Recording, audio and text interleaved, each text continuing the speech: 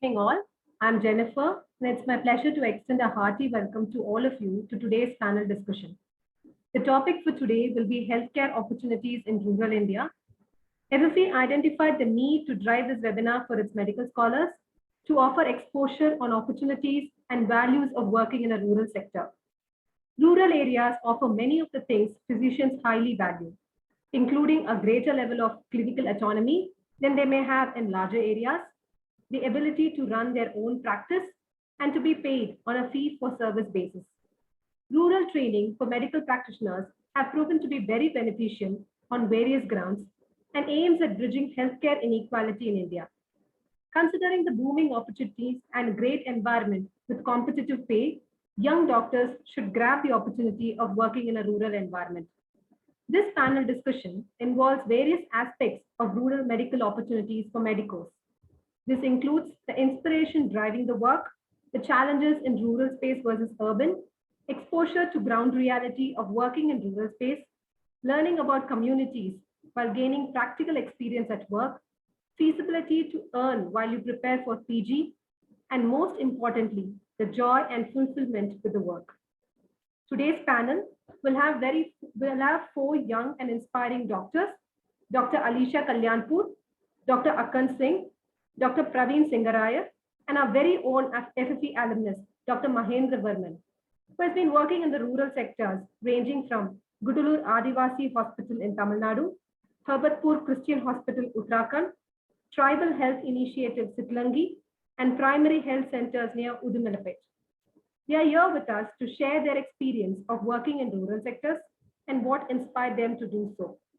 They would also be addressing you all on the ways to find suitable opportunities in rural space and some tips and tricks to manage learning and preparing for PG while learning. At the end of the session, we'll have a very interactive Q&A session. Request all participants to keep posting your queries in the Q&A box. The doctors will take it towards the end. So without any further delay, let me allow the first presenter for the evening, Dr. Alisha Kalyanpur, to take over the session. Over to you, Alisha. Thank you.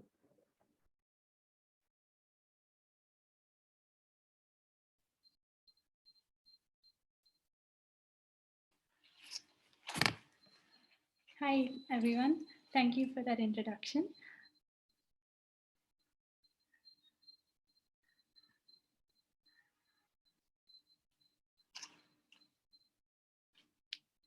Yeah, so I'm Alisha.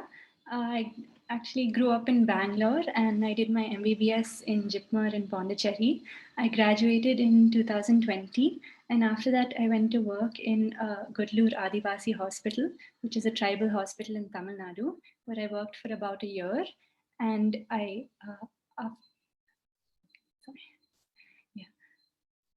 so I'll be sharing my experience of working there with you. And now I'm preparing for the PG exams. The next speaker, who is Akhand. Sorry to interrupt, but if you can be more audible. Oh, I'm sorry. Thank you. Is it audible now? Yes, it is. Okay, which part did you hear, not hear? No, that was very less. You can carry on. Okay, yeah. So the next speaker, who is Akhand, is actually my batchmate and we are both in the same boat right now. So why I joined a tribal hospital? Actually, so the reason I joined medical school was that I think I felt like I wanted to serve and help change, contribute to the health of our country. I think this might be relatable. I had noble goals. And unfortunately, when I joined internship, I was disillusioned by the way things were in a tertiary care center. I felt like we would admit patients, we'd just manage their acute state, and then we'd discharge them and we'll just send them back to where they came from and they'll end up coming back and we'll never find out what happened to them. So I was a little bit disillusioned after internship.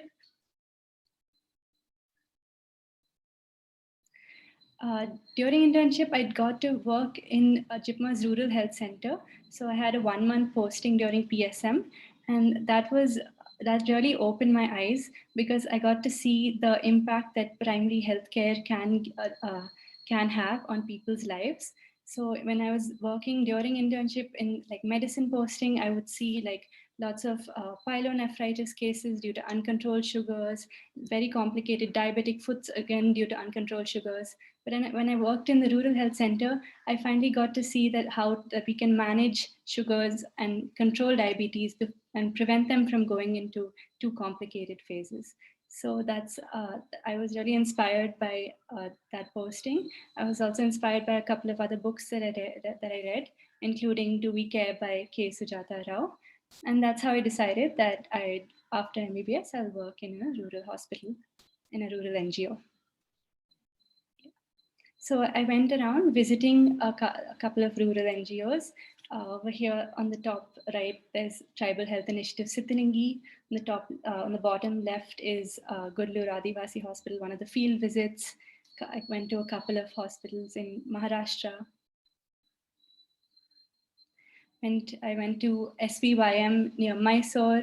I also went to CMC Vellore. They have a rural health center called Chad and Rusa. And I basically went around exploring to see what are the options there and what they were looking for.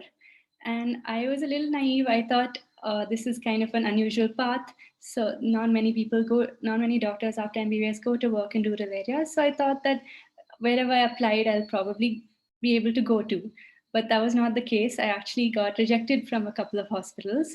And it was a bit disheartening, but I learned that if you really want something, things will work out. It wasn't anything personal. Each hospital is looking for a different, they have different requirements and different vacancies. So I landed up at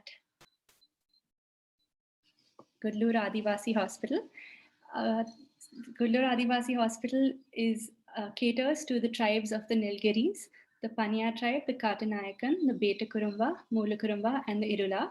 It mainly caters to the first four.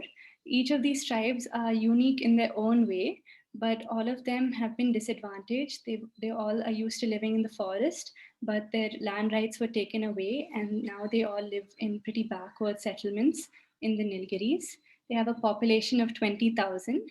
And the amazing thing about the hospital I worked in is that the staff was 90% tribal. So it was amazing to see, because the doctors who started the hospital, Dr. Nandakumar and Dr. Shaila, they trained the tribal women to be nurses. And now they're as skilled as, probably even more skilled than city nurses that you can find. This is a map of all the Adivasi villages in the Nilgiri area. There's around 300 villages and 20,000 population, like I said. So one thing I learned is that if you wanted to contribute to the health of a society, it's not just about being in a hospital and sitting in an OPD. So in Gudalur, there's an Adivasi Munetra Sangam, under the umbrella of which they have a school which is called Vidyodaya, for the education of the tribal kids. There's Accord, which works for the rights, the land rights and other rights of the tribal people. There's Third Share, which sells the honey and the coffee of the tribal people and contributes to their livelihood.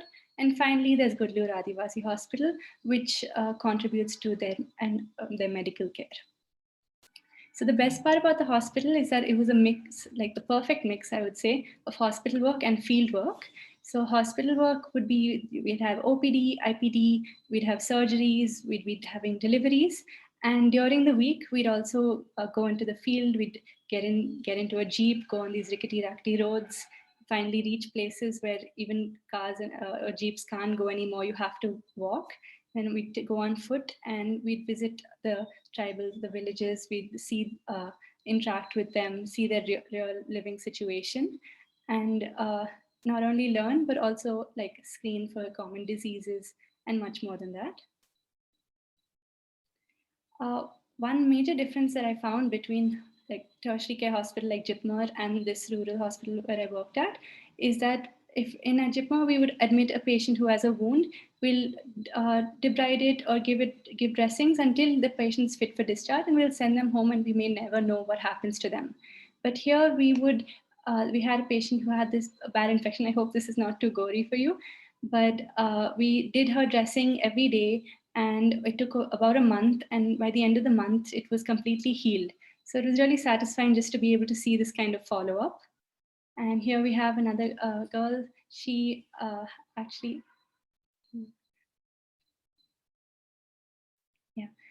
her mother unfortunately committed suicide, and she developed MDR TB, multi-drug resistant tuberculosis. So she needed to get 4 months of kanamycin injection.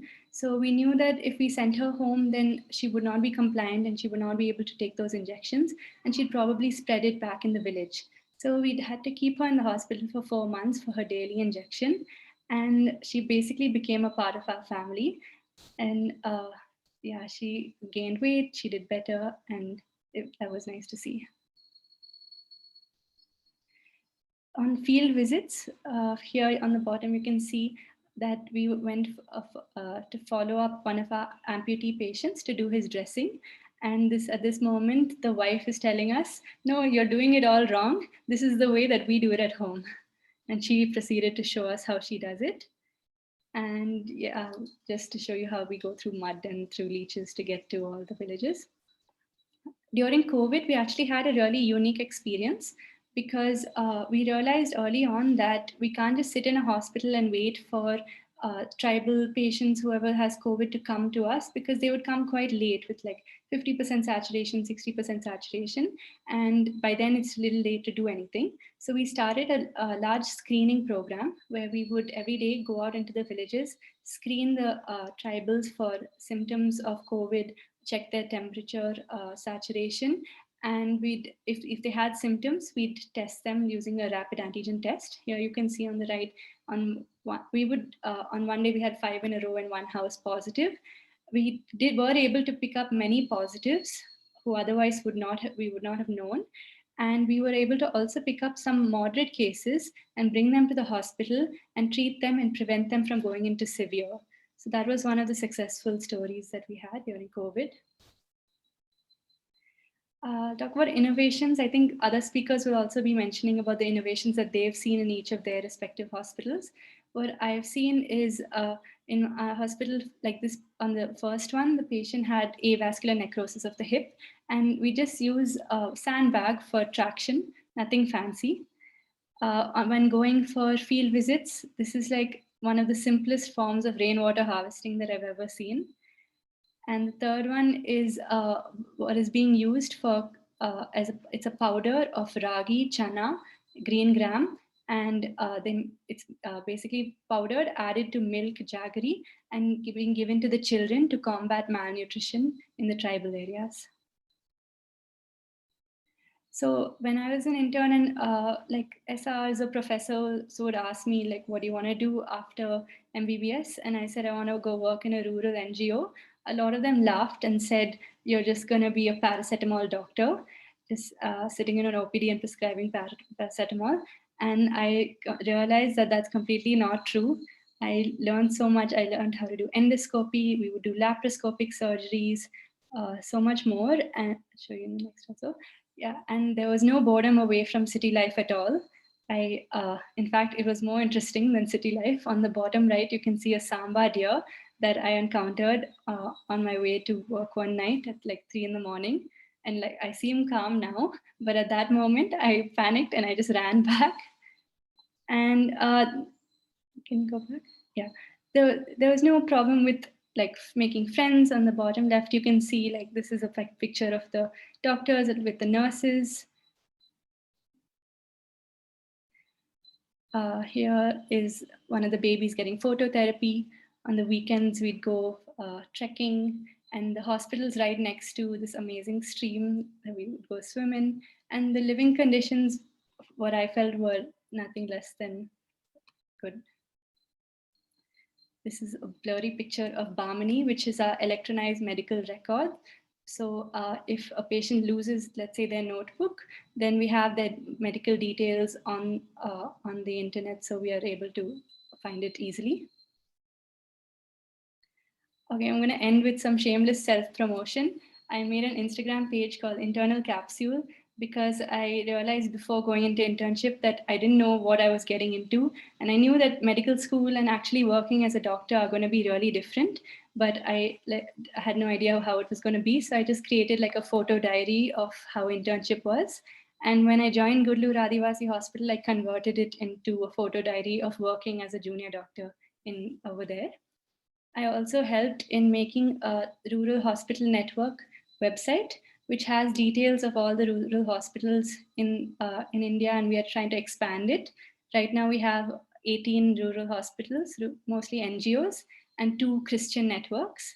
And basically, it describes about each of the hospitals and about the vacancies and what kind of doctors they're looking for. So you can check it out.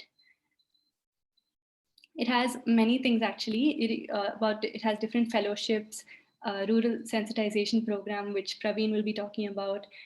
And yeah, check it out, you'll get to see. So thank you, that's it. I think I wish you guys all the best. I just wanted to say, if you keep your mind, your heart, and your eyes open to opportunities that come in life, then I'm sure you'll have a beautiful journey. Thank you. Thank you, Dr. Alisha. Thanks for sharing your valuable experience. I'm sure many students will have been inspired by this. So our next presenter will be Dr. Akhand Singh. Happy to welcome Dr. Akhand to take this platform and share his experience with FFE scholars. Over to you, Akhand.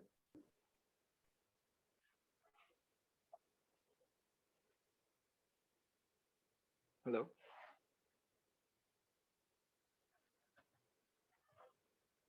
Hello. I'm audible? Yes, Dr. Akhand, Yes, you are. Yes. Hello, good afternoon, everyone. So I'm Dr. Herbertpur Singh. I'm a little bit about myself. I'm native of Dehradun, Uttarakhand. I did my undergrad from Jipmer, Pondicherry. I'm Alisha's batchmate. And I'm going to be talking about the opportunities that rural India gives to the young medical graduates. I worked in this hospital called Herbertpur Christian Hospital, which is a part of a network of rural hospitals that come under Emmanuel Hospital Association. This is a chain of hospitals which is catering mainly to the deprived and marginalized poor population of North Indian states, mainly UP, Maharashtra, Chhattisgarh, MP, Uttarakhand, the places where the healthcare setup is not adequate. So they are providing primary and secondary level of care to these regions of the country. I happened to visit many hospitals before going for this one, which included the Tribal Health Initiative and Gudalur Adivasi Hospital. But then eventually I landed up in Herbertpur because it was close to my home, and it was one amazing year of rotations through all the clinical departments. And what I'm going to be sharing today over here will be a slightly different perspective of rural health, which compared to other speakers like Alisha, Pravin, and Mahendra, because I'm going to be presenting like what normally you think a rural setup will be like, not having good quality care and everything. But the rural hospital I worked in almost provided a tertiary setup care at a very basic level for the poor and the marginalized people of the Uttarakhand, surrounding states like Himachal Pradesh, and even the Gujjar community from Saharanpur, from UP, would come to our hospital for getting world-class care. Next slide. So just talking about rural India, why we need to focus on rural India as such. So the thing is, 67.5% of our population is currently living in rural India, but sadly only 30% of the doctors actually work in rural area. So with this discrepancy, you can see there's a big treatment gap.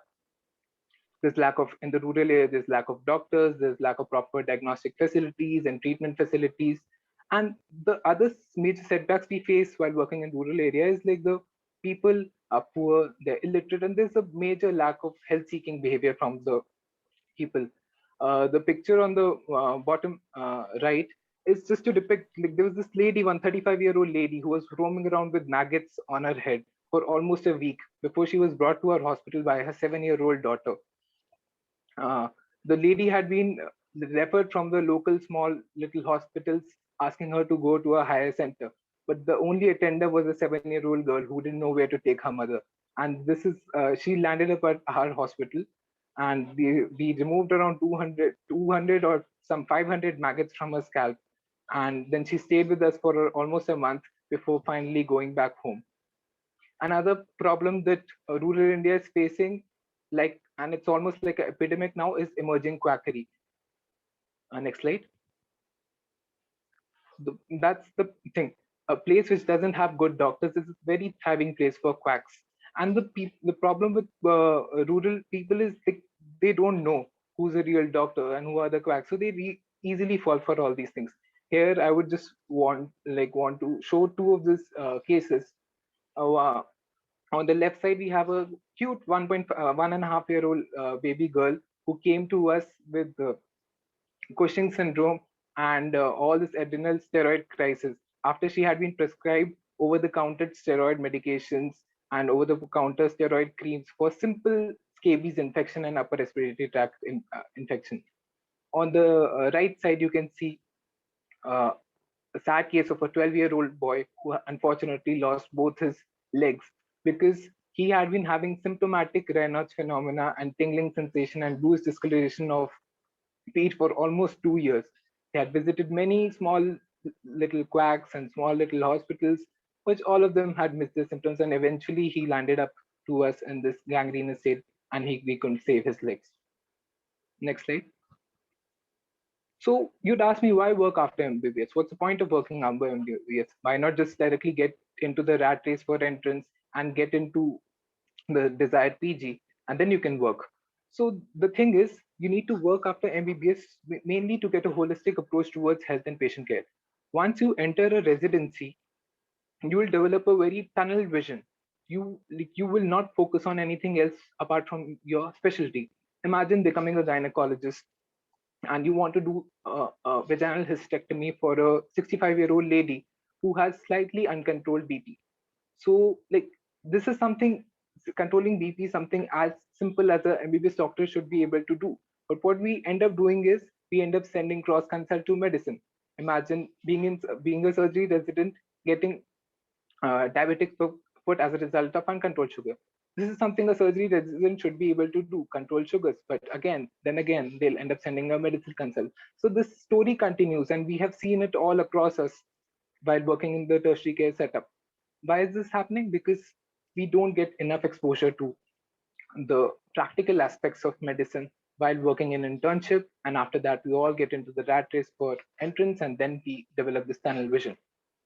Also, while working after MBBS, we get a practical understanding of work lifestyle of each specialty. There's a different thing. You might love a subject, but when you start working in that particular specialty, you might realize it's not for you. I have lots of friends who quit their residency after 3 months, after 6 months, or even after 1 year of working in that residency, because they found it, although they loved the subject, but while working in it, they realized it was too hectic and they couldn't take it. So they wrote exams again and settled for a chiller branch. And just another reason, just in case there's another pandemic, you never know. So even if you become a pathologist or a ophthalmologist, you will have to step out to these COVID ICUs. By the way, this is the COVID ICU of our secondary care small rural hospital. Next slide. This ICU boat is just to show the holistic way of providing healthcare that we learn in the rural centers. We don't focus on a patient of a particular specialty. We see patients from all the specialties. This is from, I think, September during my ICU postings. And as you can see on the board, I don't know whether it's visible clearly, but I had 2 patients under medicine, 2 patients under pediatrics, 3 patients under surgery, and 1 patient under OG, and 2 of which were on ventilator. And I had 12-hour shifts, and I had to oversee them, obviously under supervision by the respective consultants, but it was a joy of a ride working in the ICU and learning so much about all these various specialties. Next slide. So now you would ask, why rural health specifically? Why not work at why not work in the city? Why not work in the district hospital? Why not work in a private hospital? This is simple funda of supply and demand. Rural India needs more doctors than anywhere else. The wide treatment gap I told earlier, 67.5% population and 30% doctors, explains it all. Plus, it is at this rural level where you get to see the disease in its most raw and basic form. You realize the practical barriers in treatment of the disease. There's and the ground you're faced with the ground realities. There were so many patients during my emergency casualty shifts who used to go to these mandirs and tantrics and babas for snake bites before coming to the hospital directly. There was a patient with refractory. There was a baby, 3-year-old baby with refractory hypoglycemia who like we had barely managed to get the sugars up for that baby, but the baby was taken away by the against medical advice by the relatives because their family, the pandits told them that if the baby, a puja is not done, they might not be able to save the baby. So there are lots of practical barriers that we come across while working in a rural health setup. But most importantly, we get to see the disease in its all stages of development, right from the screening level of mild disease to the most florid and complicated life-threatening form of the disease. We get to see all of it and we get to manage whatever we can and refer rest to the higher center. Next slide. Also, it's the rural center we get to develop new skills from the scratch because there's no one else to do things for you. While working in a city center, you might have other junior doctors, you might have other co-residents who might have given the chance to do the same thing. But when you're working at a rural center, it's you and only you there. If a patient comes with massive pleural effusion, needs a pleural tap, you have to do it. A patient comes with a pneumothorax, needs a chest tube insertion, you have to do it.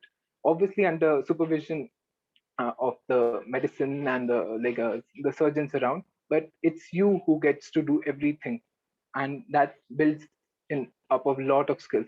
Also, resource limitation in the resource and financial constraints in a rural health setup make you think.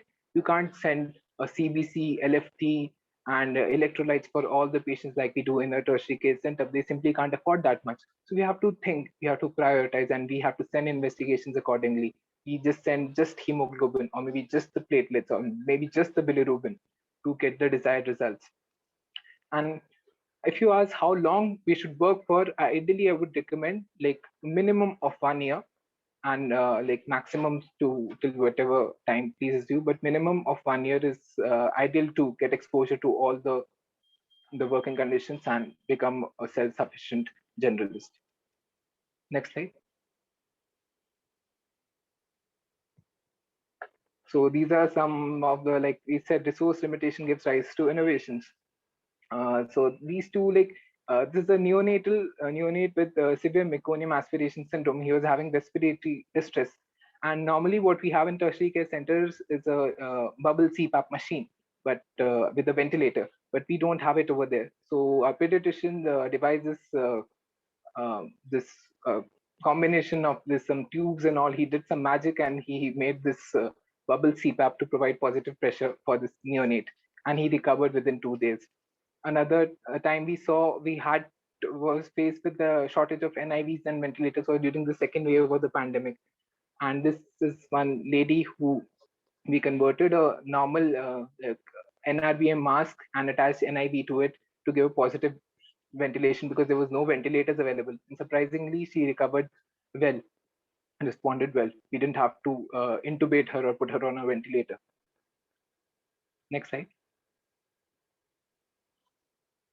So you'd ask me, how is it different from working in a district or a tertiary care hospital? So like if you think of it, like while working in your respective medical colleges and all, there's very little you can do as a intern. So same will be the feeling while you're working as a tertiary care or district care hospital, because the things are too complicated over there to be handled by a undergraduate level. It might even feel like internship 2.0, and who wants to go through all of it all over again? At the same time, if you think about working at a corporate hospital, you end up becoming nothing more than a money minting machine, nothing else. Money comes at expensive cost. You don't learn much. And at the same time, city environment has lots of restrictions on what you can do, what you cannot do. And it becomes very difficult. Your skills and true potential that you have within yourselves, cities give little scope for exploring that area aspect of your training that you've received during MBBS. I just want to mention, previously, I just want to mention, like, like, about at this point, I would take to mention about the payment that we receive at the rural health center. People say like we get underpaid over here. So I'd just like to give an example comparing it to a city like Delhi. So in a city like Delhi, MBBS graduates, when you go to a corporate hospital or anywhere, will get paid on an average maximum 50 to 55,000 per month. Now, if you think of it, the work involves, it's very a couple of my friends, that one of them is just working at an FOPD, one of them is just working at a ICU, and these jobs also they get with like great difficulty after like giving CV and all these things for a long a time, and the effective cost of living comes down. In cities, it's very high. So at the end of the day, they end up earning almost the same as we do at the rural health centers. For me, I used to earn around 27 to 28,000, excluding my accommodation and food. So on hand, I used to get 28 to 30K, and my food and accommodation was covered with the hospital. So that is a fairly decent amount to be working and earning, and at the same time, it's a good saving also you get. Next slide. The previous slide, I would just like to mention, like while working in the rural center, previous slide, while working at the rural center, you develop lots of skills. In the previous slide, like you can see, it's me doing solo cesarean sections. I would run up for neonatal resuscitations in the trauma room. If any fracture needs reduction, the basic fracture reduction I could do by the end of 1 year, and managing the ICU all by myself, managing all the OPDs, and it was really an amazing experience, 1 year experience of like how much I learned in such a short span of time. Now, talking about how to choose a center, like I think Alisha already talked about it, and Pravin will be talking about it more. So the most important thing is like you should always look for a place that has good mentors who can train you, who can teach you, and you should have someone to fall back on if in case anything goes wrong. Plus, familiarity with local language is always a good thing. Next slide. Now, I just want to bust certain myths out there, which are like considered like while working in a rural center. So it said that you'll lose touch of studying and it will affect your PG preparation. So which actually doesn't happen. Now the time I finished working at the Herbertpur Christian Hospital almost a month back. Now started studying for entrance. I realized how much I've learned like over the span of 1 year, because when you see something, a small little case of like diabetes or hypertension or anything in your 1 year of working over there, you end up reading about it little by little, and it somehow gets stored in your long term. And with the pattern of PG prep that's becoming right now, which is becoming more clinical oriented, I think that's going to help me a lot in in the coming exams, and let's see how it goes, fingers crossed. And next slides. And other bits I want to bust is like a rural hospital with the right combination of doctors and right the right team can do wonders. This is a 3-day-old neonate which had presented to us with gastroschisis, like the intestines of the babies were out at birth.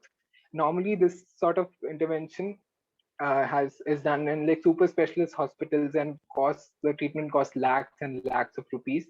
But this was done over a span of 1 month at our very own small little hospital at a mere cost of like 30,000 rupees for the patient, and the mother and the baby both went happily home after that. Next slide. Another thing, you see only basic simple cases at the rural hospital. I beg to differ, because this is the case of a small 5-year-old kid who was being treated by the local quack for like severe on OPD basis for like AG with severe dehydration on OPD basis. When he presented to us, he was in septic shock, multi-organ dysfunction. His livers had failed, his kidneys had failed. He was in full altered sensorium and encephalopathy. He was on ventilator for like some 10-15 days, but eventually he came out, and this is him smiling 1 month later for his follow-up OPD visit. Next slide. Next slide. And the biggest myth I'd like to bust is like they say that you'll get bored in a rural setup with no source of recreation or away from the city life, which is actually not true. These areas are actually like true, just to say they are rural, but they all have like lots of facilities for recreation. They are like small little rivers, seaside streams to go by on for walks, and they're like small little cafes, they're restaurants, and we had amazing. I had time of my life during that 1 year I spent over there. We worked hard and we like it was one amazing year of experience. Next slide. I would like to just end with this quote by Robert Frost, which says, "Two roads diverge in a narrow wood, and I took the one which was less traveled by, and that has made all the difference." So the other road, the less traveled road by over here, is the road to rural health. And what lies ahead on this road is a journey full of exciting challenges that will go on to make you the best version of yourself, both as a doctor and as a person, by providing the bare minimum essential right to health that our rural population actually deserves. Thank you. Thank you, Dr. Akhand, for your presentation. It was great listening to you. So the third presenter for this evening will be Dr. Mahendravarman, our very own FFE alumnus. We're happy to welcome you, Dr. Mahendra. Over to you.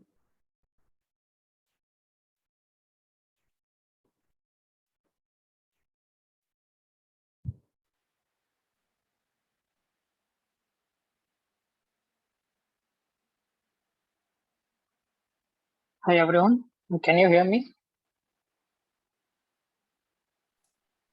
Yes, we can hear you. Yeah. Actually, a little about myself. I'm Dr. Mahendravarman. I did my UG in Tanjavur Medical College in Tamil Nadu from 2012 to 2018. After that, I joined the rural services in Tamil Nadu, that is through the Medical Recruitment Board. I joined in a primary health center in 2019.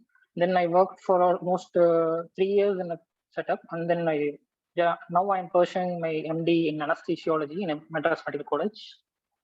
And my perspective was actually quite different from others. Actually, Alisha and Akhand were very they would refresh your mind with the different cases and their experiences in rural cells.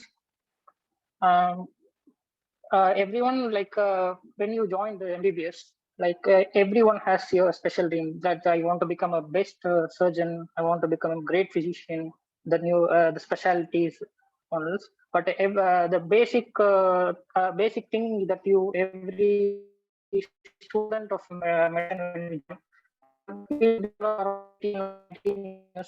so what we say to others is like, I want to serve the people, I want to serve the poor.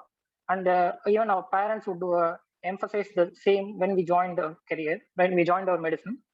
So like serving the people is all based on like what we can actually serve the people in different ways, like by in a tertiary care center. If you're a specialist, like can you please go to the next slide, the second slide? Yeah, like if we treat a patient, you can end whatever they came for the symptoms, you can end their sufferings.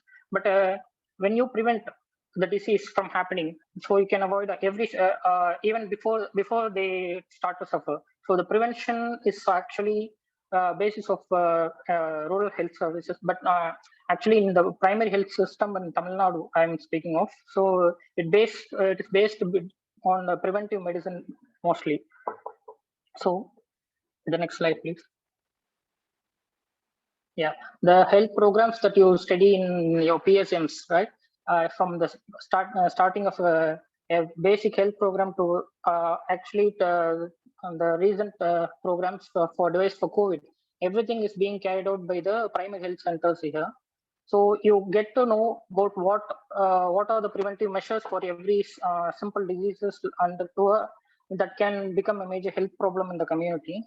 So you have to everyone has to have the exposure of those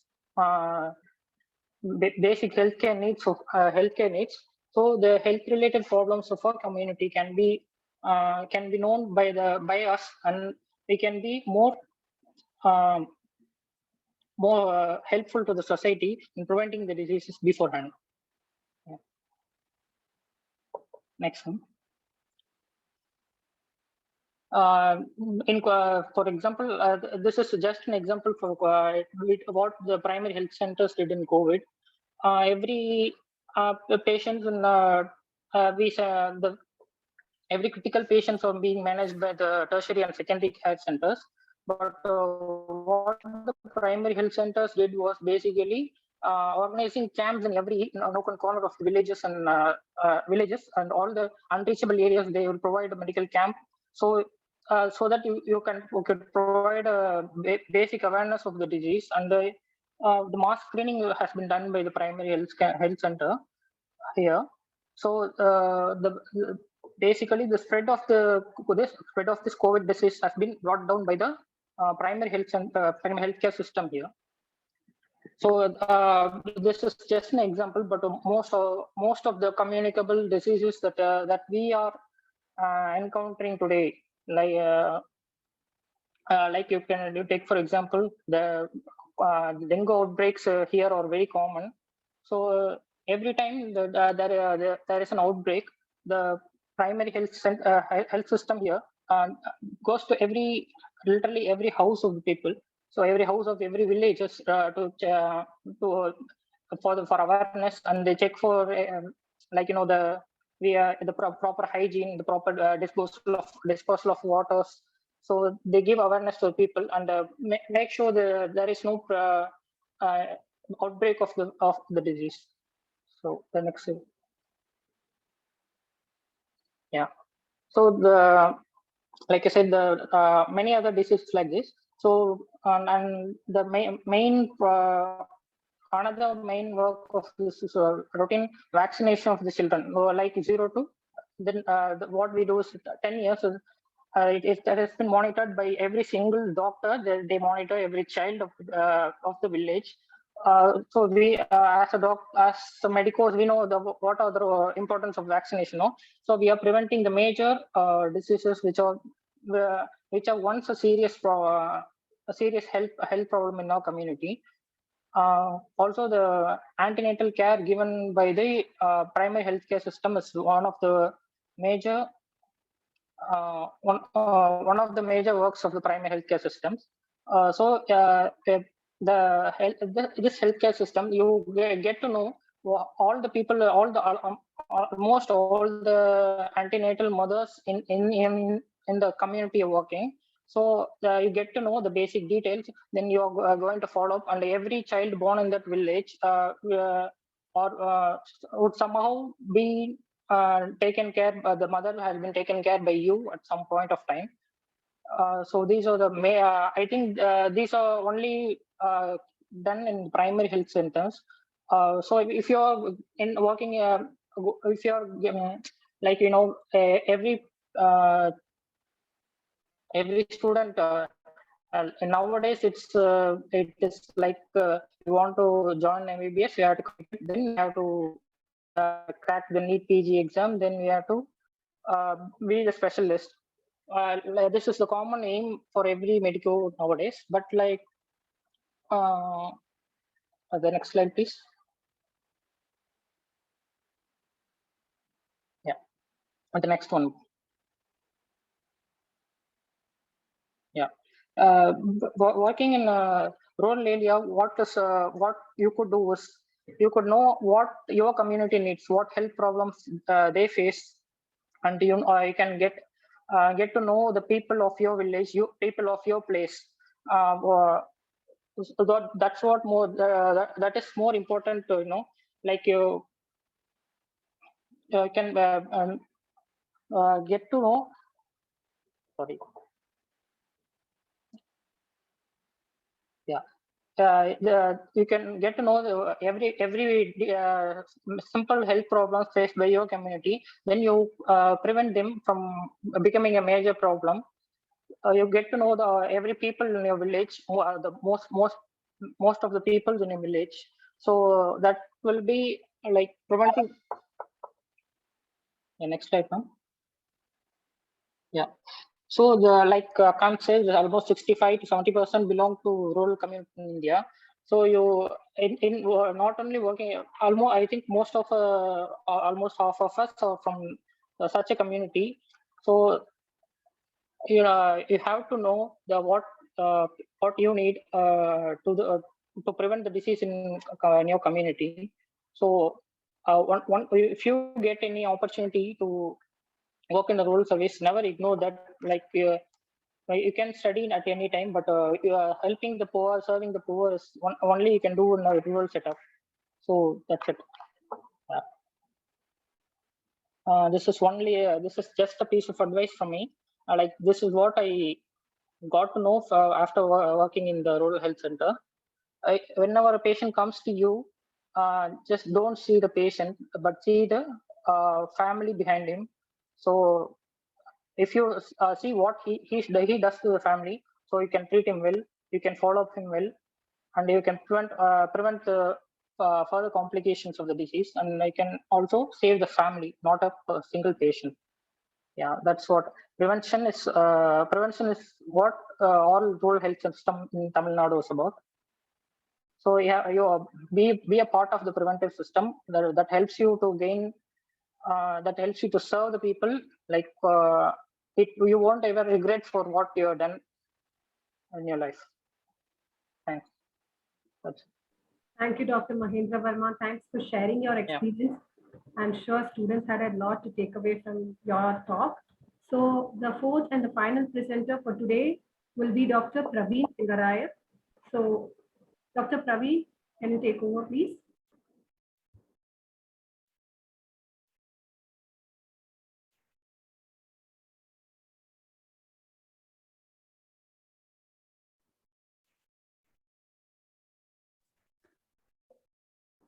Dr. Pravin, we can't hear you.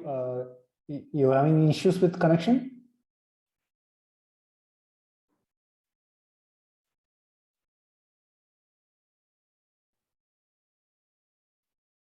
Jennifer, I think Dr. Pravin probably is having some issues with connectivity. I think there are a few questions which are there. In the meantime, can we probably get some of those addressed?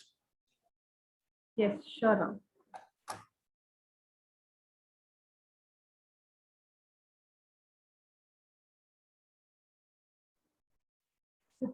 Till Pravin comes back with a better connection, I think, like Ram suggested, we can carry on with our Q&A session.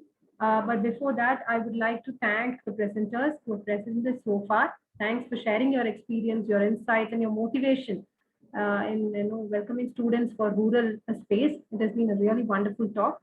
So the first question for the evening would be how to combat cultural beliefs which are unscientific. Would one of you like to take that? Alisha, this was something which, when you were presenting, one of the students wanted to know, how do you combat these cultural beliefs? Yeah, what I've seen is that can always be difficult because a lot of the beliefs are very ingrained. At Gudalur Adivasi Hospital, they have a big community health program where there are health animators who have been taken from the village, like they're women who, tribal women basically, who've been trained to manage simple cases and to pick up serious cases, know when to refer, and distribution of medicines. And so since they are from the community, it was very useful to be constantly in touch with them.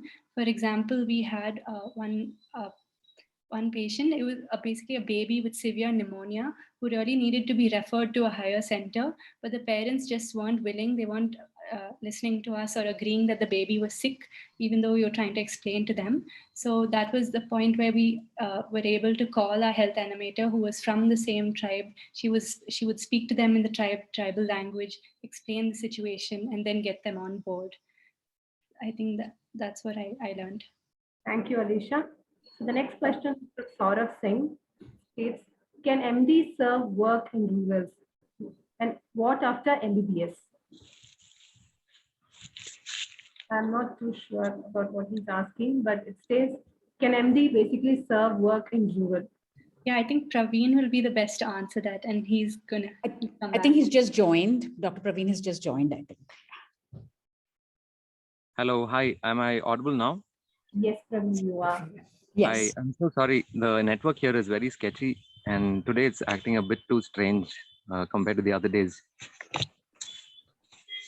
Yeah, so just to answer that question first, I think yes, the opportunities for a person who's finished PG in the rural area is a lot actually. Actually, I would say a bit more than a medical officer, because these are areas where, although you might have just a primary health center, you act as a tertiary level hospital for their entire population.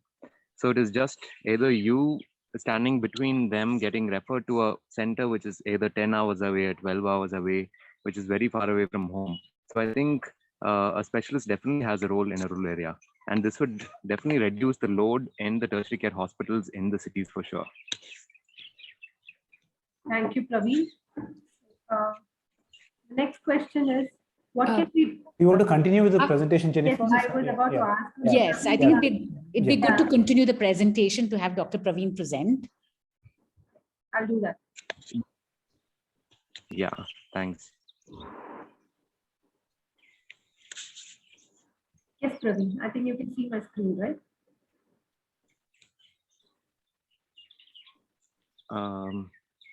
Not yet, actually. Ram and Sudha, can you please confirm if you're ready? Yeah, we can. We can see it, correct. So we're on the first slide, Dr. Pravin. Okay, all right.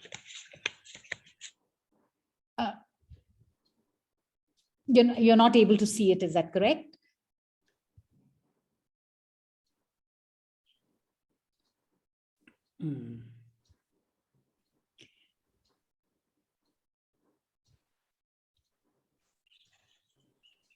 Hello, hi. Yeah, I can see it now. Am I audible? Yes, you are. yes. Praveen, I would suggest you switch off your video so that the bandwidth is more better for you to carry on with the presentation, because you said your network is bad, right? Yeah. So I'll switch off the video. Thanks. Yeah. Thank you. So hello to everyone. I'm Pravin Singarayar. I'm originally from Madurai, Tamil Nadu, and I did my MBBS at St. John's Medical College in Bangalore. And after that, I worked in a tribal health initiative, Sittilingi, for 2 years. And then I went back to St. John's to do my post-graduation in obstetrics and gynecology. And now it's been about 3 years since I finished my post-graduation. Now I've rejoined in THI Sittilingi after about 2 years of traveling around in different NGOs. Next slide, please.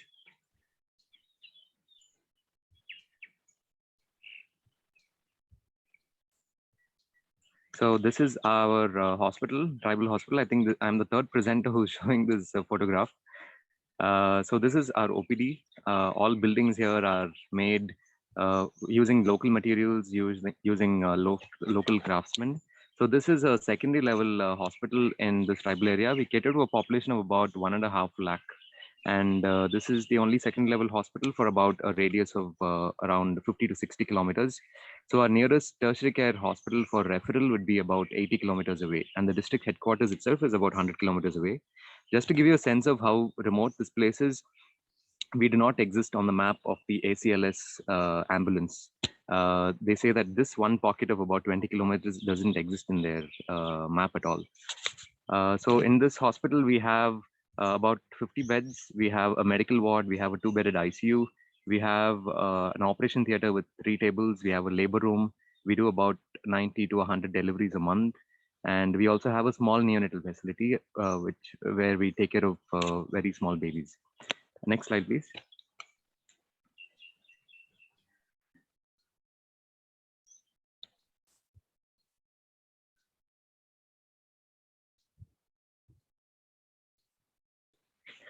So this is a picture of our ward. So all the buildings here were designed by an architect couple called Anu and Krishna. So very beautiful looking buildings. And the patients, when they come to our hospital, they feel more at home. And it's not like a daunting experience for them where they go into a big hospital with tiles and granite and air conditions and bright LED lights. So this is our hospital setup. The next slide, please. So when one gets into this whole network of the rural hospitals, you do get to get contacts with a larger network of other hospitals, like some hospitals in Jharkhand and Uttarakhand and Orissa and Chhattisgarh and many, many other states. So people do encourage you to travel around to different places to explore similar hospitals in different setups. Next slide, please. So this was during my time right after PG, where I was completely disillusioned because I did obstetrics and gynecology for a different reason, and the training took me somewhere else, and I wasn't sure what I was going to do after the 3 years of PG. So that's when I thought I should explore more into primary care obstetrics, and I decided to travel around to different NGOs in the country. And this is when I'd gone to Orissa in this place called Kalahandi, the Kalahandi district, which is supposed to be one of the poorest districts of the country, to an NGO called Swasthya Swaraj, run by Dr. Akhand.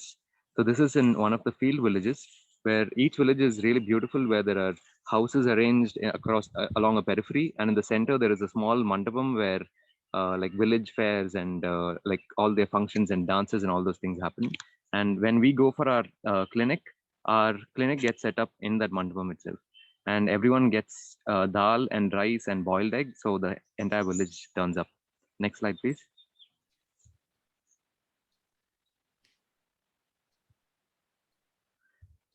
So this is the routine traffic on the road that we get in Orissa, that is goats and cows. So one of my friends calls it the goat jam and the cow jam on the road. And also one interesting thing about these places is that the way of living is so different. So when people used to tell them to have milk because they have nutritional anemia or they are underweight, and people, doctors who go there advise them to have milk, and the villagers would look at you in a quizzical way, wondering why would I drink cow's milk? Because the cow's milk is for the calf and the goat's milk is for its kid. Why would I drink its milk? Next slide, please.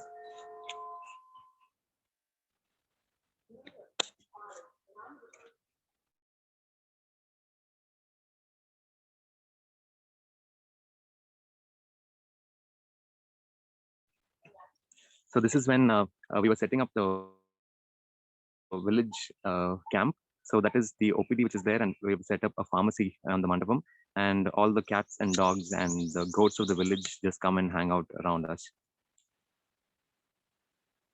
This is the route to the villages in the sanctuary. So it's in the Karlaput Wildlife Sanctuary, which is about 50 kilometers from the district headquarters, from the taluk headquarters.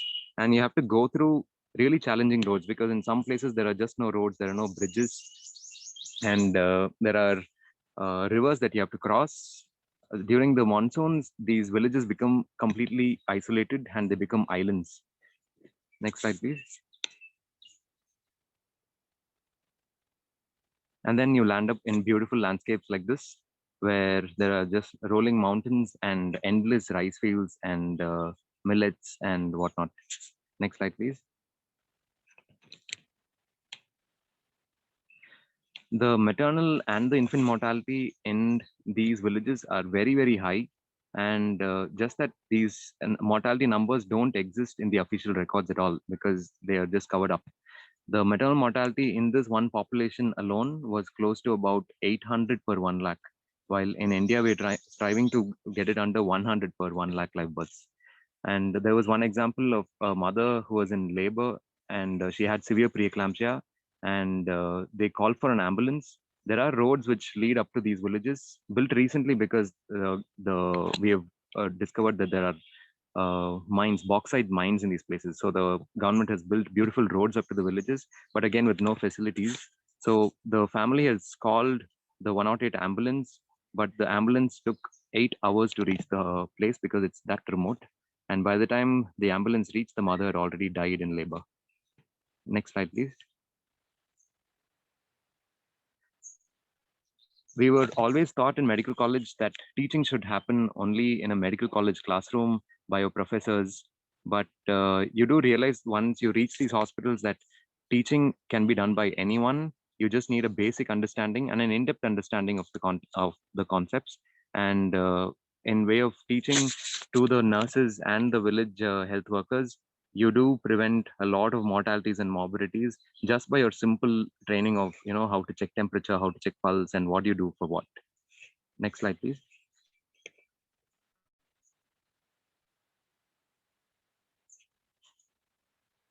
So this is right outside our OPD in Kalahandi, where you could find treats like these for 10 rupees. So for 10 rupees, you could get one of each of these in a plate, or if you want just one item, you could pick up like 5 of those for just 10 rupees. So it was a beautiful breakfast to have before OPD. Next slide, please. And you would wake up to views like this in the morning during the monsoons, where there's just like fog settling on your in front of the mountains in front of you. Next slide, please.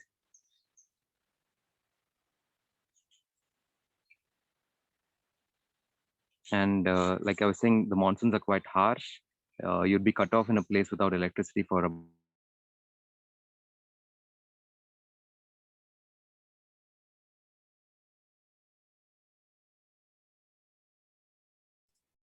And someone heard him about electricity and they cut him off probably. Dr. Pravin, you're there?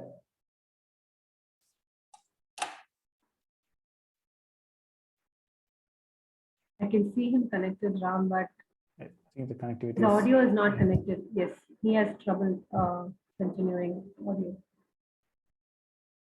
Hello, hi, am I audible now? Yes, you are. You are. Went away again, sorry. Sorry. Yeah, next slide, please. And then I moved to Jharkhand for about 4 to 5 months and worked with this organization called Jan Chetna Manch with Lindsay Barnes and her team. Next slide, please. And in Jharkhand, it was in a place in this village called Chamrabad, about 50 kilometers from Bokaro Steel City, a place with beautiful ponds, and each house would have like 5 or 6 ducks and goats and cows. And every morning when we used to go for walks along the ponds, ducks would come along with us, each one from their different houses. They'd all gather in a group and then go for a swim in the morning. Next slide, please.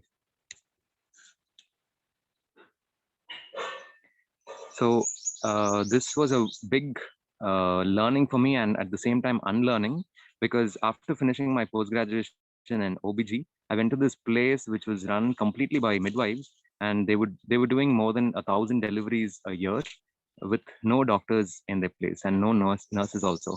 So basically no healthcare professional who were trained in a medical college at all.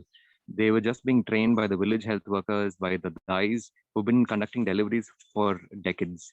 And it was really amazing to see how obstetrics and gynae and anything in healthcare for that matter is not the whole property of doctors, because by the end of 5.5 years of training, we tend to think that we own health. But only after I went there, I realized that I was just I was actually like nobody there. My presence was not needed. It was just for my own learning that I went there. And this place, although so remote and with a very small, marginalized, vulnerable population, they had the lowest labor complications in the country, and they got the highest score in the FOGSI evaluation of birth centers. They have been recognized by the RCOG, and all of this, one would think that is possible only in a medical college. Next slide, please. And you'd have beautiful homes where people would invite you for all their festivals. And this was during the time of Diwali, where each house you'd just be called inside and you'll be served sweetmeats and non-vegetarian food and interesting preparations like potato with neem leaves. Next slide, please. And every house in that village looks really beautiful with artwork on every wall and just like random artsy places like these. Next slide, please. Most of the population in these villages, they're all migrant workers, and many of them were working in places like Madurai and Salem and Erode and Chennai, and the places that I was familiar with. And every house would have sent at least 1 or 2 men from their houses to these places to earn money and come back. So they were surprised to see someone from the south coming to their place. Next slide, please. And this was an activity in the health center where we were, the health center, this Janchitna Manch, where plants and flowers were taken care of very well. So this was like a regular activity for the nurses, that they have to take care of the plants as well, and not just laboring mothers and small tiny neonates. Next slide, please. And then the last stop was at Uttarakhand, where I decided to go to Arohi, this one center in a village called Satoli in Uttarakhand.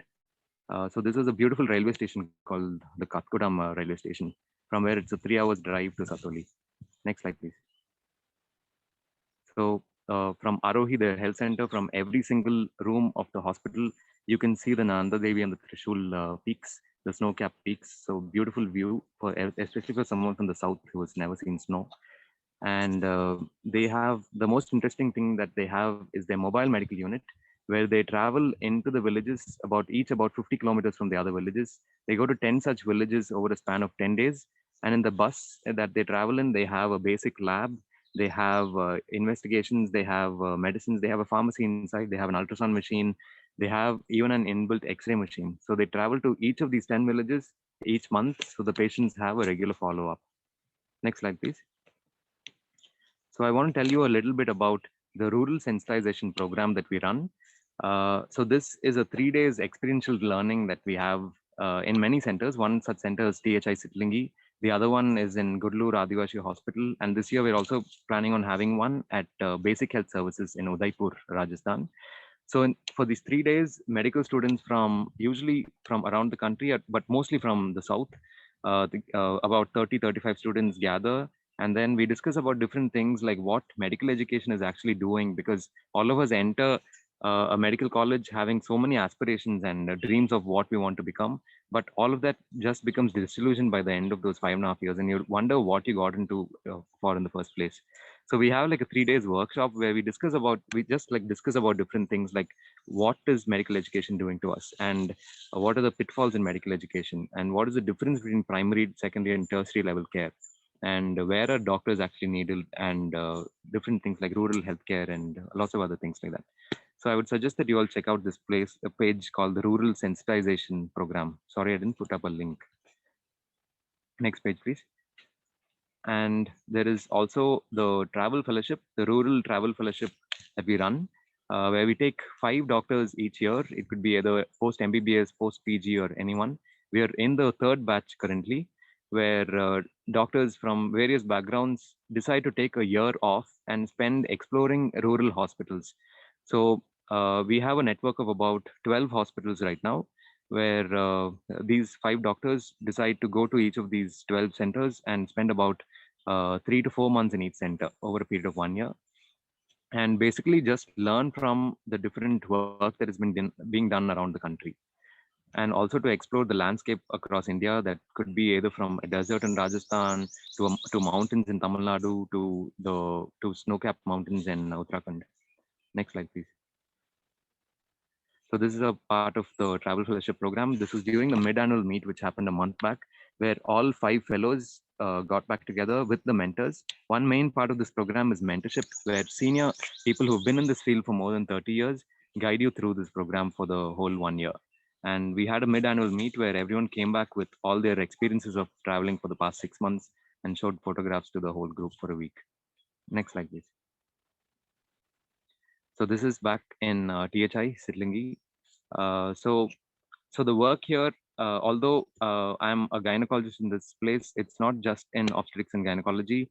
You also have to take care of the newborns. You have to go to the OPD. You have to be a generalist actually, and you also have to do surgeries whenever it is required, and you have to collect data when it's required. You have to be the support system for your friends and your co-workers. So this is when we were collecting data for something. So this is when I actually realized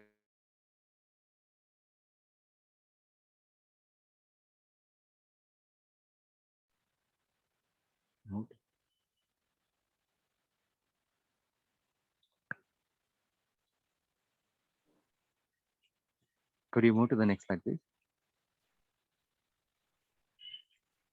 Yeah, so this is a road which leads to the Sittilingi Hospital. We live we have a stretch of forest all around, and it's a very gentle, timid forest where there are no predators.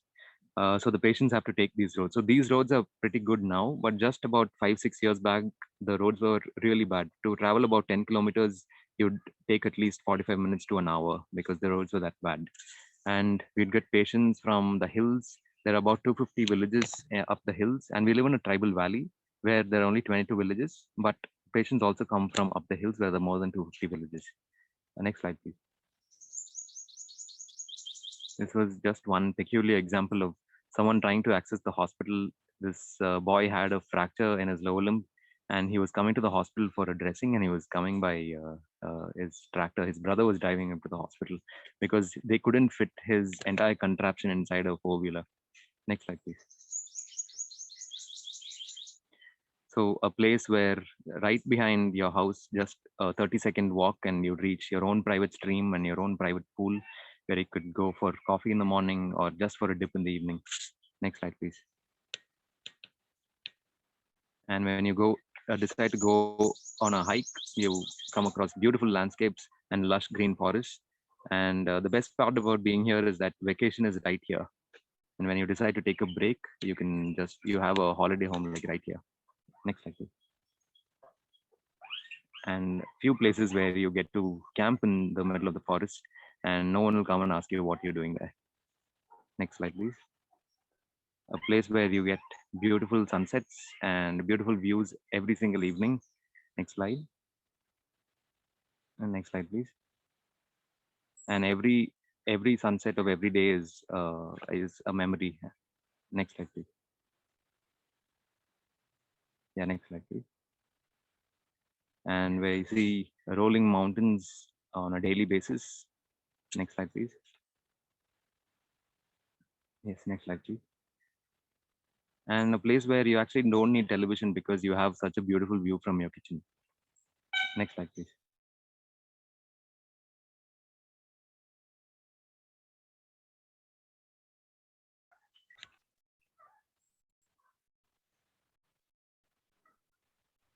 Am I audible? Yeah. Yes, So yes. this was in Jharkhand. Again, all these smaller places are where you would get the heartiest welcomes. Next slide, please. And of course, the warmest goodbyes. Next slide, please. Yeah, so the road which leads to places like these are, I wouldn't say they're the easiest. They are challenging, but the destination and the whole journey to these places are quite beautiful. And I feel like it's a beautiful life out here in the villages. Apart from just being, doctors in these places, it's also a very beautiful lifestyle. Thank you. Thank you, Pravin. Thanks for your presentation and for sharing your experience. So I think now we can move on to our Q&A and continue with our questions. So the next question is from Safaraj. What can we do when a large number of paramedical staff and non-medical person literally writing prescription risking patients' life?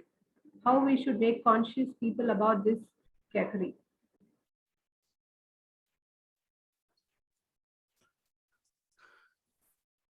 Dr. Akhand, you want to answer that? You've seen a lot of that. Yeah. I guess like what he's trying to say is like people end up going to these quacks and everything when there's no alternative. Because people in rural area, they're really gullible. They don't know who the doctor is and who the doctors are. So if there's alternatives available, like suppose there's a village around 60 kilometers from here, the hospital I was working at that formed the first proper secondary care hospital for the next around 100 kilometers. So if a person who's there on the extreme other side of that 100 kilometers, and if there's not a proper doctor available at that point, his only alternative would be to fall for these quacks and all. So the only way out of it is it's like if we get good doctors and qualified doctors into the remotest part of this country, and that is only possible if our primary care services are strengthened. So that people can like instead of falling for the trap of these the quacks and everyone, they end up going to reaching real doctors and like people who are qualified to prescribe, and like that's the only way out, literally strengthening our primary and secondary care system.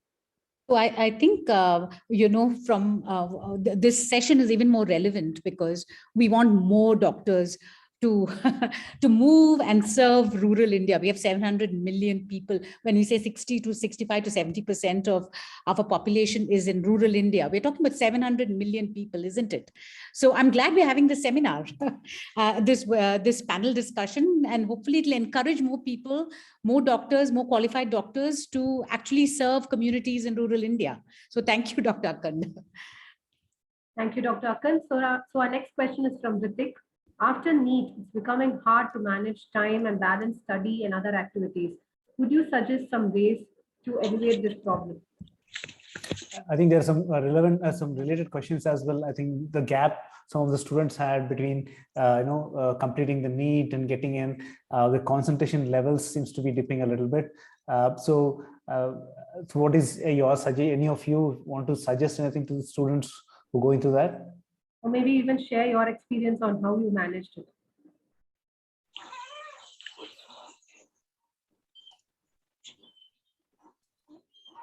Alisha, Pravin, Dr. Pravin. Yeah, can I say something? Yeah, so two things. One, I just want to add a little bit to the previous question about quackery. I think one of the the largest quacks in the country are doctors themselves, because many times we prescribe unnecessary antibiotics, do unnecessary investigations, give unnecessary steroids, unnecessary medications, and we feel entitled just because we have a degree. But rural areas are in desperate need for doctors who are sensible and sensitive to the local needs, and not just that you are the king of that place and everyone falls at your feet. That just feeling that you are one of the community and you're living among people and you've just decided to take care of one small little need of theirs, and you do need them also in your lives. It's not that they need you. And the next part about NEET preparation. So after 2 years of working in rural area, I realized that it was much easier to prepare for the NEET exam because the information that I was reading was much more relevant. It was not just going back to the textbooks. I could connect it with so many other things that I saw in the hospital. So usually people who do work for at least 1 or 2 years after MBBS tend to do quite well in the NEET exams compared to people who've just been studying right after MBBS. So I had a related question. So if you completed, say, 1 or 2 years of rural service, and then you were writing your NEET exam for PG, are there extra points that you get because you've completed rural service?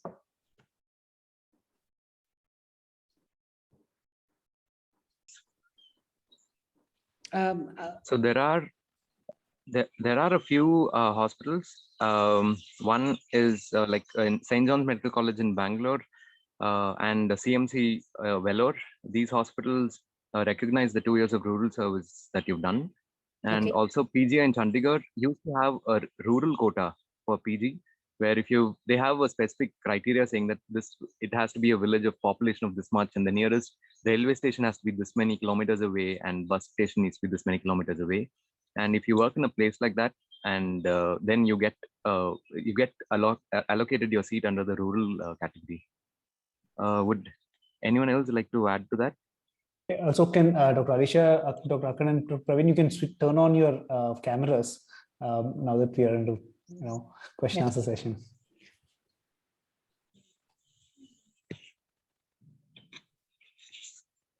Yeah, PGI still has the rural quota for people who have worked in a specified location for at least 4 years. It's much easier to get a PG seat there in PGI. And that can also be very competitive, I would imagine, right? Not really.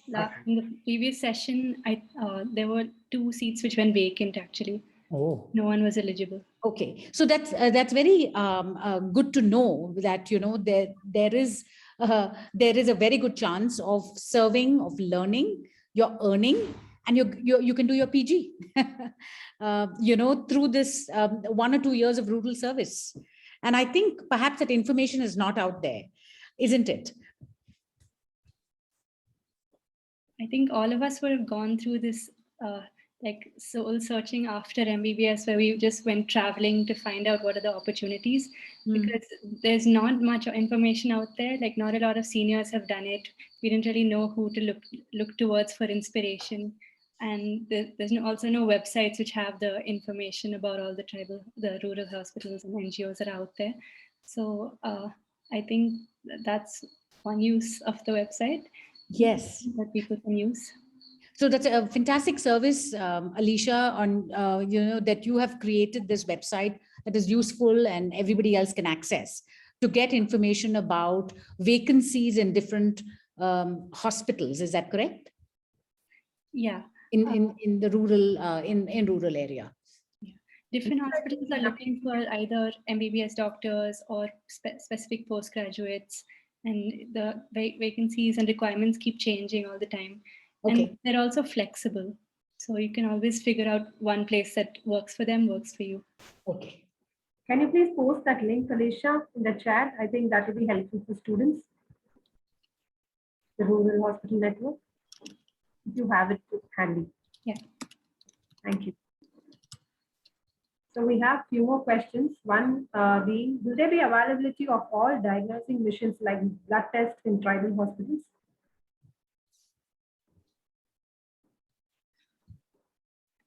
Dr. Akhand, would you like to take that? Yeah, actually, like the place I was working at, it was almost a full-fledged, like it gave me the sort of like tertiary center vibes in a small little place. Like so we had no problems in investigations. We had like inbuilt ABG machines and like all the hematology labs, ultrasound machine, almost all the things. And I think all the other, like Dr. Pravin and the Gudalur Hospital, wherever Alisha is working, secondary care level hospitals do have like almost all the at least the basic lab facilities that would be needed. I think they can add more to this.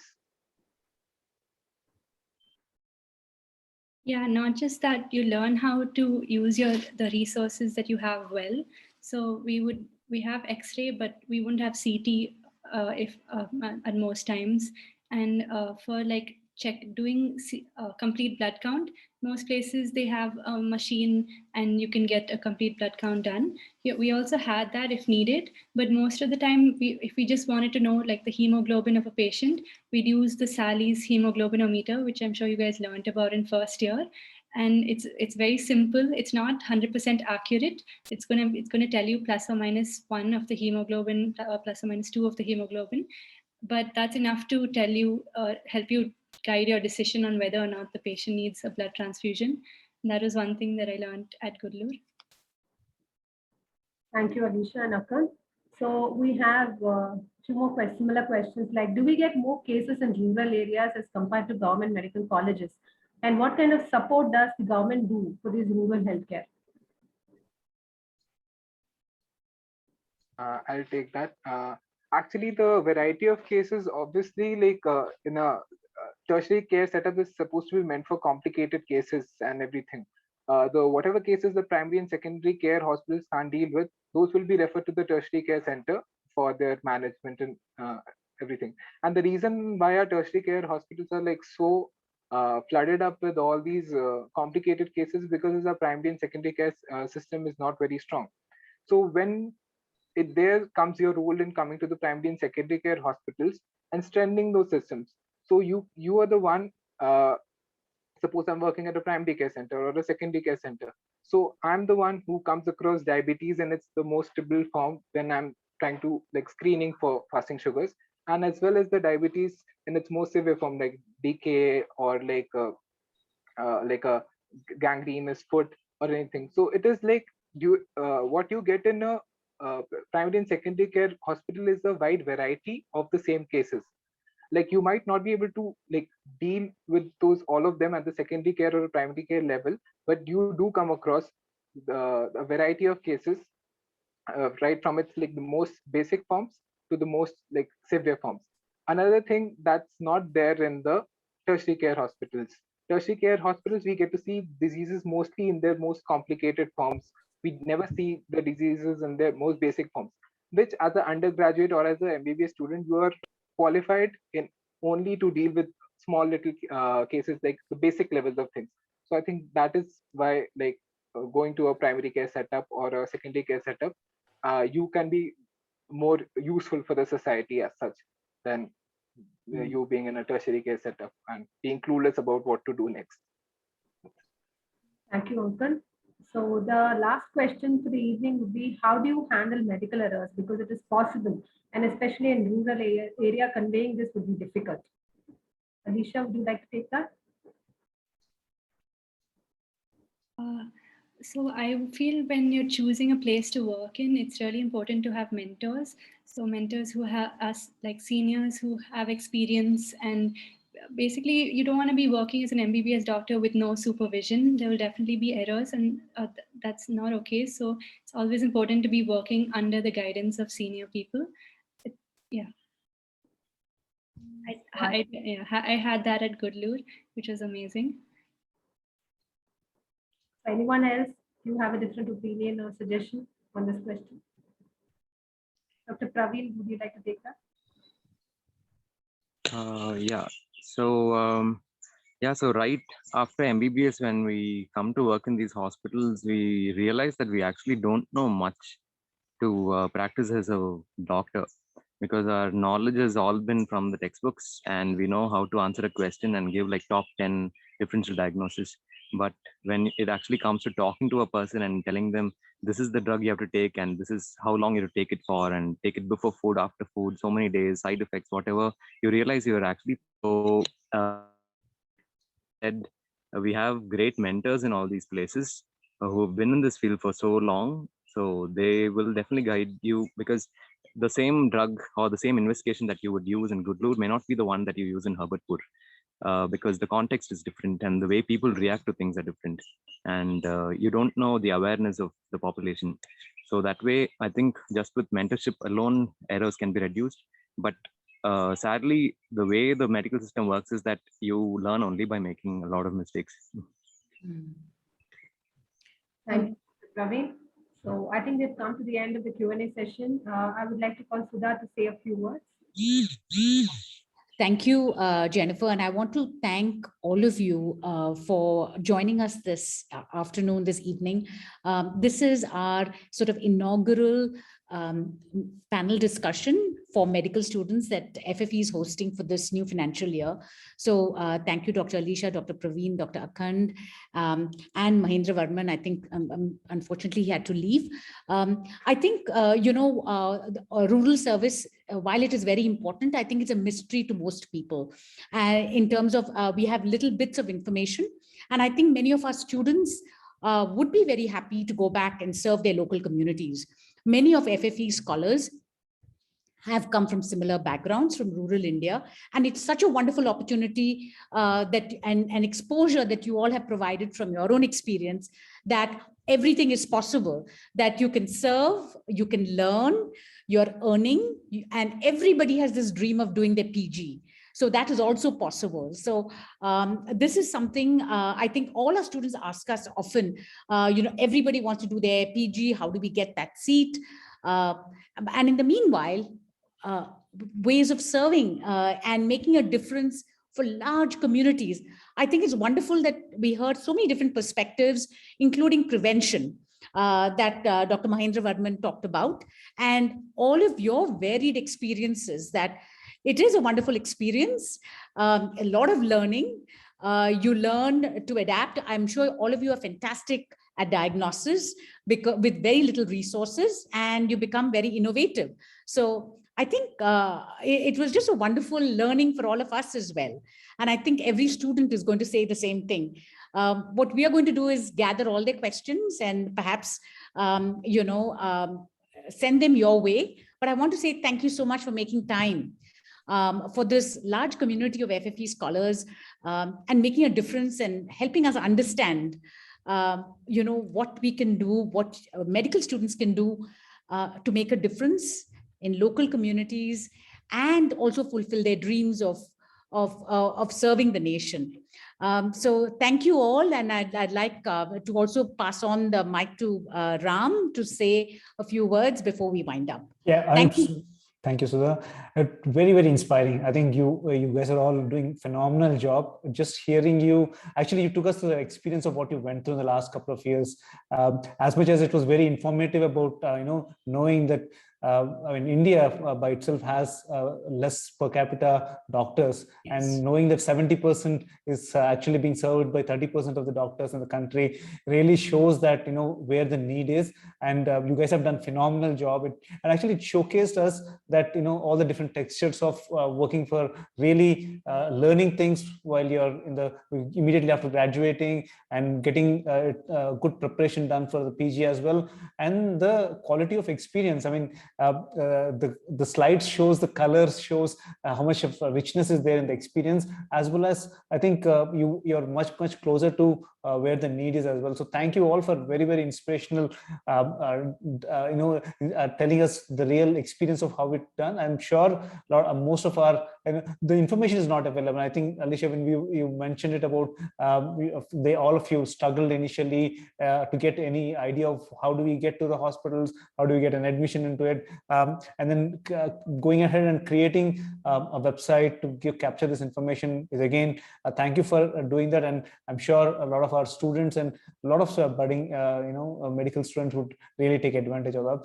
It is, I mean, also going through this phase of learning during the craziest period where the world has gone through the COVID, and we've only been hearing about oxygen cylinders not being there in the cities and big hospitals, but I can imagine what kind of, I know one of you spoke about how the COVID situation is there in the rural areas. So thank you all for sharing all your insights, and we'll keep coming back to you if some questions come through our scholars, and then doubling you. Thank you all. Thank you so much. Thank you so much for organizing this. Thank you. See so many messages popping up that they have a different perspective Thank you. on rural sectors. So very nice to see that. It changed so many minds today. We'll never forget that. Thank you. Hoping to be in touch. Thanks all. Have a nice evening. Bye. Bye. Thank you. Thank you, Jennifer. Thank you all. Thank you.